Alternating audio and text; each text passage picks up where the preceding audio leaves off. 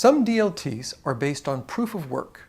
Proof of work is the idea of using a supercomputer, a mining rig that's expensive, to burn lots of electricity, which is expensive, in order to solve a math problem that's totally useless to humanity.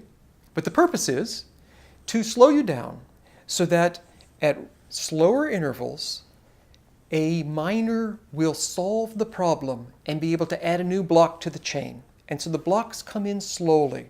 Now, occasionally, two people add a block at the same time, which is a fork. That's a bad thing. And then the community as a whole has to come to an agreement on which of these two do we increase and which one do we ignore. And it takes a little while for them to decide which one to continue with and which one to basically chop off.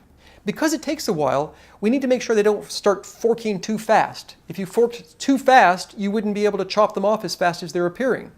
And that's the reason for the proof of work. The purpose of proof of work is to make you run more slowly so that the community will have time to deal with these forks before the next fork happens. Of course, if the whole point of it is to make us run more slowly, the result is we run more slowly. And we're wasting resources, and the resources are expensive, which means that we will tend to have consolidation of miners down to the few people who can afford the equipment, and consolidation of geography down to the places where electricity is cheap. There are also security problems. What if there is a firewall around a good portion of our people? The firewall is run by maybe someone malicious who decides to turn off the firewall, partitioning us. Could we end up with two different chains?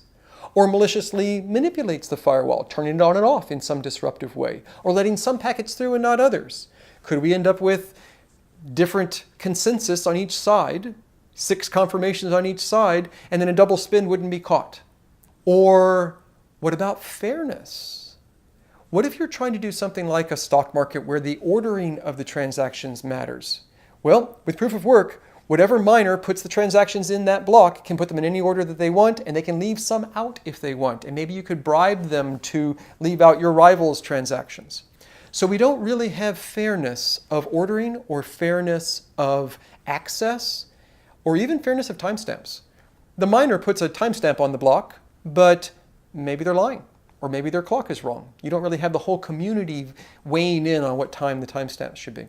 So we have some difficulties with firewall attacks. We have some difficulties with fairness of access and ordering and of the timestamps. And then we have the expense and inefficiency of doing the wasted time. But it does work, and it does allow us to have a single chain that whenever it forks, we quickly chop off the forks, and then the chain goes back to being a chain. And that is the proof of work DLT technology.